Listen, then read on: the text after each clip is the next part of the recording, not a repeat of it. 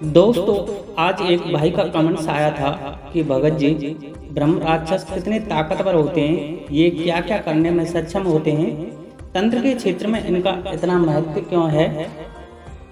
तो देखो दोस्तों, आपको ये तो विदित होगा ही कि ब्रह्म राक्षस कर्मकांडी वेदक के जनेऊधारी वह ब्राह्मण बालक होता है जो तमाम सिद्धियां करके किसी प्रकार अकाल मृत्यु को प्राप्त हो जाता है और मुक्ति नहीं मिली होने के कारण कुपित व क्रोधित प्रेत योनि को झेल रहा होता है। अब चूंकि यह एक सिद्धधारी होता है, इसलिए अपने इलाके या आसपास के क्षेत्र में जितने भी भूत प्रेत मसान जिन जिन्नात चुड़ैल डाकिन आदि को अपने अधिकार में रखता है और ये जिस पीपल के पेड़ पर रहता है उसी पीपल के पेड़ पर इनको लेकर के बैठा रहता है। तमाम भटकती हुई नकारात्मक शक्तियों का यह राजा होता है। शमशान से लेकर सुनसान तक तथा गंदे जलाशयों पर इसका अधिकार होता है। यह किसी भी भूत प्रेत जिन जिन्नात को बांध कर ला सकता है या बांध सकता है। ब्राह्मण बालक होने की वजह से मंदिर, देवालय या पूजा के स्थानों पर जा सकता है। अब चूंकि ये युवा है, सिद्धधारी है, इसलिए क्रोधित होने पर उत्पात बहुत मचाता है। यह किसी का भी रूप ले सकता है। लड़ाई झगड़ा व विघ्न बाधा डालना इसकी आदत होती है। वेद पुराणों व मंत्रों का ज्ञान होने के कारण यह सामने वाले भगत व तांत्रिक की विद्या को काट देता है। इसलिए हालाल यह हटता ही नहीं।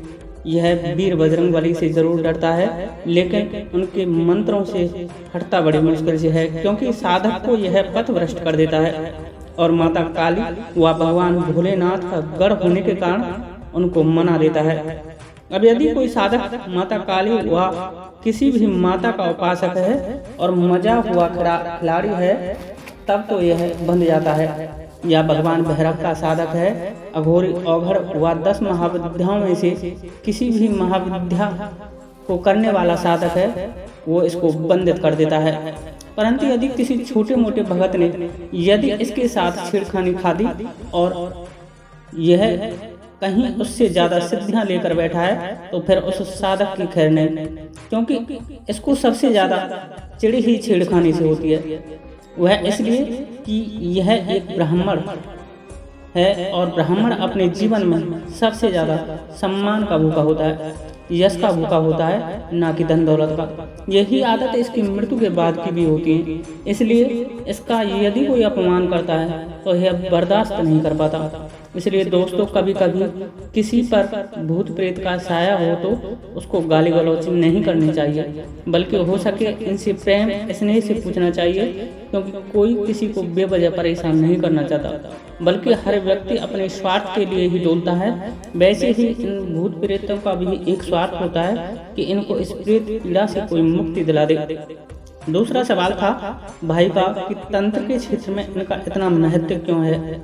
तो दोस्तों देखो, ताकतवर और चमत्कार करने वाला हर कोई व्यक्ति सभी को अच्छा लगता है और हर कोई उससे दोस्ती करना चाहता है, और यह ताकतवर भी है और चमत्कारी भी है, क्योंकि सिद्धिधारी है। इसलिए बहुत से तांत्रिक इनको सिद्धि करके इनसे किसी भी प्रकार का भूत प्रेत मंगवा सकते हैं तथा हटवा सकते हैं। किसी के बारे में सटीक जानकारी प्राप्त कर सकते हैं। अपने स्थान पर बैठे बैठे किसी को भी प्रताड़ित कर सकते हैं तथा अपने किसी भी प्रतिद्वंदी साधक की विद्या की काट करवा सकते हैं, और भी बहुत गूढ़ कार्य इनसे किए जा सकते हैं।